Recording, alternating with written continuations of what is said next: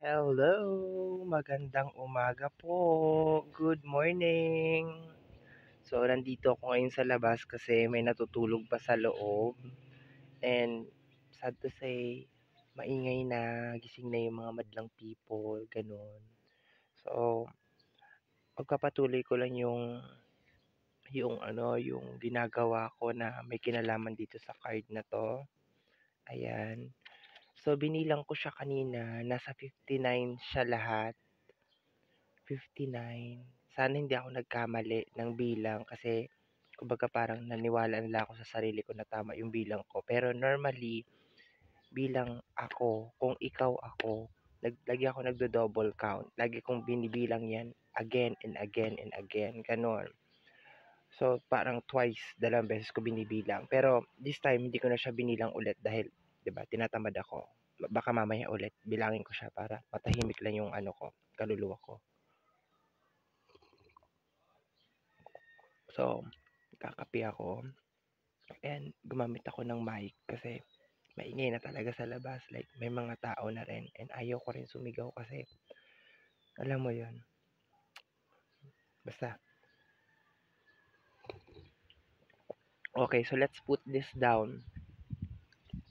Natapos ko ba yung sinasabi ko kanina tungkol doon sa binilang ko? Ang gusto ko sabihin kanina is binilang ko siya kasi gusto ko malaman kung ilang araw ko gagawin to. Like, for how many days. Ngayon, kung 59 siya, at ang ginagawa ko ay dalawa-dalawa everyday. So, ang mangyayari, good for 1 month lang talaga siya. Like, yeah, good for 1 month lang siya. So, ang gagawin natin, para magtagal to, kasi pag natapos ko to, bibili na naman ako. Maraming ganito, iba-iba siya, iba-iba silang category ganon. And ito yung una kong nabili. I think this is for nakalagay kasi dito, kwentuhang mental health. Pero kung di ako nagkakamali, nakalagay doon sa pinaka-description nung binili ko siya is para sa mga single, kaya ako to kinuha. Do-double check ko pa mamaya. Okay, so ibaba muna natin to. Wala akong table. Ayan. So kuha tayo ng isa.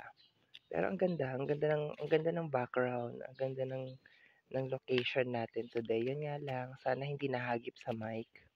So isang card lang ang kukunin natin every day. And I know it will take forever, pero wala naman sa plano ko na parang, alam mo yun, mag-viral to or panoorin.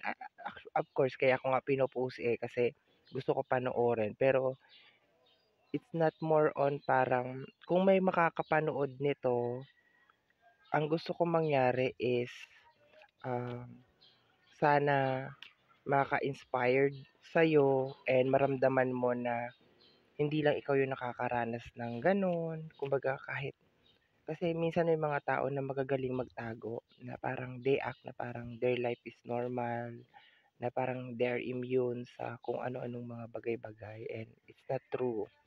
Minsan may mga bagay lang talaga na dapat hindi mo sinasabi in public. So I think this is the and dream ko talaga to. This is one of my dream na parang may magtatanong sa akin, mga personal question, and then sasagutin ko siya sa abot ng makakaya ko. Okay, so let's go na tayo, my dear. Ang dami ko na sinasabi. Yung mga ibang sasabihin ko, ilalagay ko na sa part 3 kasi maraming part to. Huwag mong ubusin sa isang video lahat ng sasabihin mo. Okay, may nakuha na ako. And then itatabi lang natin to. Tingnan mo kung gaano ako ka-relax. Hindi ako pressure. Hindi, this is the true meaning of vlogging. No, yung hindi ka pressure, hindi ka and nagpapasalamat ako sa card na to. Like, super super thankful ako kasi sinasabi ng card sa akin na minsan I will be very very honest. Sa trabaho ko na to dito sa YouTube, nakakaramdam talaga ako ng matinding pressure, as in sobrang pressure, sa maraming area. And nang dahil dito sa video na to, parang nararamdaman ko na parang pwede akong gumawa ng video ng walang pressure. And I hope na hanggang matapos itong isang buong card na to, masanay ako na parang gumawa na lang ng video na hindi ko tinitingnan yung pressure na yun, yung gano'n. Kasi honestly, yung pressure na yun, yun yung nagiging reason kung bakit hindi minsan minsan tinatamad ako, minsan parang ayoko nang gawin, yung gano'n. So, I pray na hanggang sa matapos ko 'tong itong card na 'to, kasi this is ilan, 59 'to. So, matagal-tagal nating gagawin 'to. Hanggang matapos 'to lahat is 'di ba, ma-overcome ko yung part na yon na ma-overcome ko yung part na yon na parang nape-pressure nakaka-pressure talaga ang social media. Akala ng iba it's more on ano lang, it's more on marami kang followers, marami kang ganito. Pressure talaga siya.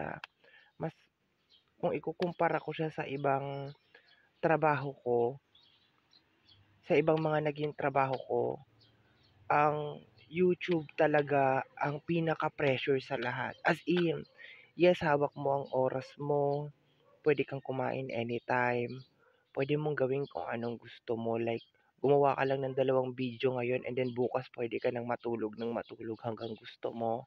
Pero may mga time talaga na talagang pressure siya and hindi ko siya puwedeng i-discuss ng dahil sa rules and regulation na 'di ba, hindi ko siya puwedeng i-discuss. Kaya kung magtataka kayo, bakit hindi sinasabi 'yan? Yung iba sinasabi nila, yung iba hindi nila sinasabi and ako I rather play in the safe side. I rather play in the safe side na hindi ko sabihin kung ano yung mga rules and regulation ng pinasok ko na industry. Okay, so basahin na natin 'to para matapos na, okay. How do you identify your need to ask for help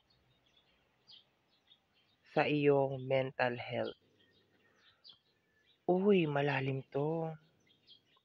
How do you identify your needs tungkol sa mental health? Honestly, ang napagsasabihan ko lang naman talaga ng mga problema ko, yung as in like, yung mga problem ko na as in nanay ko talaga. Pero hindi ko rin sa kanya sinasabi as in 100% lahat. Kasi ang reason ko doon is ayoko na may stress siya kasi matanda na siya.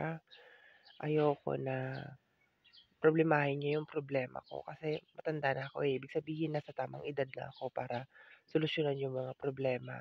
Pero may mga times na nasasabi ko sa kanya and yun, ang question kasi is how do you identify your needs to ask help sa iyong mental health? Na-identify ko na kailangan ko na ng help pag um, I need to be very very sure dito kasi maraming stage. Pero sa tingin ko, pag umaabot na dun sa punto na nakakaisip na ako na parang gusto ko ng mag ano, yung magpakamatay, yung mga ganon. Just to escape yung reality ng life. Maraming maraming area to be exact. Maraming area kung kailan minsan 'pag malungkot ako parang naghahanap ako ng kausap, naghahanap ako ng kukunin.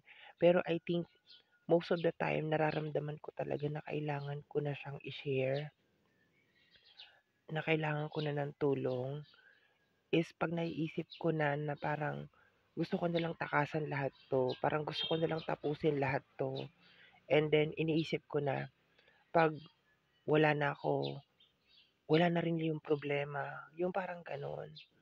So, dumadating yun sa point ng life ko and minsan naiiyak na lang talaga ako kasi ang dami ko pang gustong mangyari sa buhay ko and yung parang hindi mo rin alam kung kanino mo sasabihin kasi honestly ang dami kong trust issues sa tao and yun nga nanay ko lang ang napagsasabihan ko ng mga problema ko and hindi ko naman sa kanya masabi as in 100%, as in super super 100% lahat kasi nga ayoko ma-stress siya or kung sinasabi ko man sa kanya yung problema like paunti-unti, like maliit na detalye and then 'pag nag-usap kami ulit yung susunod na detalye hindi ko binibigla lahat sa kanya kasi alam ko rin na hindi niya rin kayang solusyonan or minsan napapakamot lang din siya na parang Ano ba 'tong pinasok mo anak? Bakit ganyan? Bakit gano'n? So, how do you identify your needs to ask help for mental health? Yun, 'pag na-identify ko na kailangan ko na talaga ng help, 'pag pumapasok na ako dun sa point na parang gusto ko na lang talaga na parang wala, gusto ko na lang talagang mamatay, yung parang gano'n. Pero bad yun, alam ko bad yun, pero minsan kasi 'pag masyado na tayong nandodo'n sa point na parang hindi na natin alam kung anong gagawin natin, yun. And I'm so thankful na meron akong nanay na napagsasabihan ko kahit hindi 100% ng ng alam mo yun, I'm so thankful na nandiya-diyan siya kasi yun, talagang nakikinig naman siya and hindi niya ako jina-judge. Siguro dahil alam mo yun, alam mo yun, dahil anak niya ako and matagal na kasing nangyayari yung ganito. Pasensya na kayo, medyo nagiging ano ako, nagiging emotional. Kasi talagang nakaka-touch if you feel talaga na parang merong tao talagang concern kung kumusta ka, kung okay ka, and kaya ako naiiyak hindi dahil, yes, naiiyak ako kasi 'di ba, siya lang yung gano'n and yung kapatid ko minsan, pero naiiyak ako kasi minsan nakikita ko na walang pakialam yung ibang tao sa'yo. Like, wala silang pakialam if you are okay. Minsan dumadagdag pa nga sila sa senaryo eh. Like dito sa YouTube, yung hindi nila alam kung ano yung dahilan, bakit ka nandiyan dyan, yung gano'n. Tapos, nagki-quick judge sila, yung gano'n. Pero iniintindi ko na lang kasi ako yung nasa sitwasyon eh. Yun. So, doon ako naiiyak, doon ako nalulungkot. Pasensya na kayo. Wala naman akong balak talagang umiyak. It's just more on parang nalulungkot, gano'n. Kasi bakit gano'n na hindi nyo muna alamin kung ano yung dahilan, kung bakit nag-aano yung tao, bakit niya ginagawa yan, ano yung reason, bakit hindi kayo nag spend ng time para tanungin, yung gano'n, kung ano yung pinagdadaanan.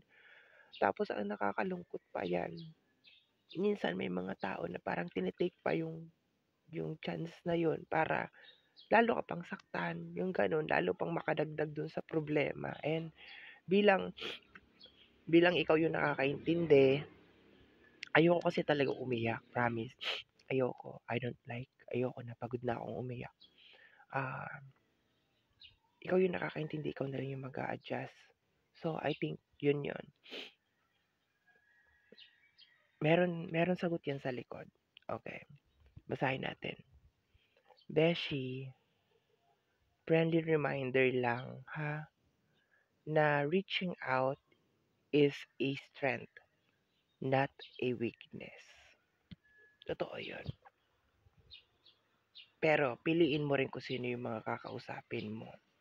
Kasi meron mga tao na, lalo na sa mundong kinagalawan ko, may mga tao na kakausapin ka lang tapos kunwari makikinig sa'yo. Pero hindi naman talaga sila nakikinig. They just want to know kung paano ka nila iti-treat. Kasi once na sinabi mo, once kasi yung expectation nila, kunyari kagaya ko, nasa YouTube ako, ano ba yan? Sorry, nasa YouTube ako. Ah, nasa YouTube ako, expected nila maraming pera, malaki ang sahod, yung mga ganon. Tapos pag shinare mo na sa kanila yung totoong nangyayari sa likod ng camera, bigla sila nagbabago. Biglang hindi na ganon yung trato nila sa'yo. Parang hindi ka na nila, di ba? Parang basta bigla sila nagbabago kasi parang yung expectation nila na ganon. O kaya minsan may mga lalapit lang sa'yo para i-boost mo sila kasi kapwa mo rin sila vlogger, content creator, or kung ano man yung gusto mong itawag diyan. Tapos pag hindi mo sila napagbigyan, bigla silang nawawala. And masakit 'yun. Like masakit 'yun dito. Sobrang sobrang sakit 'yun dito. As in sobrang sakit 'yun kasi iniisip mo na parang ano kayo good, like you are in good terms. Lalo na nung pumasok ako dito sa trabaho ko na to dito sa pagba-vlog dito sa YouTube. Napansin ko na karamihan ng mga kaibigan ko, sorry tumutulo, nakalimutan ko magdala ng tissue and ayoko nang bumangon. Gusto ko nang tapusin 'tong video na 'to para makapag-move forward na ako sa ibang mga gagawin ko. Ah, may mga kaibigan ako na parang lalapit lang sila 'pag meron silang kailangan, and then 'pag wala silang kailangan, wala kang maririnig sa kanilang kahit ano. And iniintindi ko na lang 'yun kasi may personal silang mga life. Pero 'yun, napapagod na rin kasi ako minsan na ako yung mag-reach out at saka magsabi ng, "Oy, hello, kumusta ka?" Yung gano'n. Kasi ugali ko 'yun, eh. Kumbaga parang ako yung mangumusta ng mangumusta, parang gano'n. And 'yun, ang dami ko pa sanang gustong sabihin sa video na 'to, pero I think 'yun na lang muna for now kasi tumutulo na rin yung sipon ko. And see you tomorrow. 'Di ba meron pa tayong isang card tomorrow. Bye-bye. Thank you. Maraming maraming salamat po for watching this video, and I hope na makatulong din sa'yo, and tanungin mo rin yung sarili mo, how do you identify your needs to ask help sa mental health mo? Saang banda ng buhay mo, saang part, or anong aspeto ng buhay mo na masasabi mong kailangan mo na ng tulong sa mental health mo or ng makakausap or something? You can actually answer this in silent. Tumutulo na yung cellphone ko. You can actually answer this in silent, or you can actually puwede mo rin i-post, puwede mo rin i-comment, babasahin ko. Okay, so bye-bye na, kadiri na 'tong video na 'to.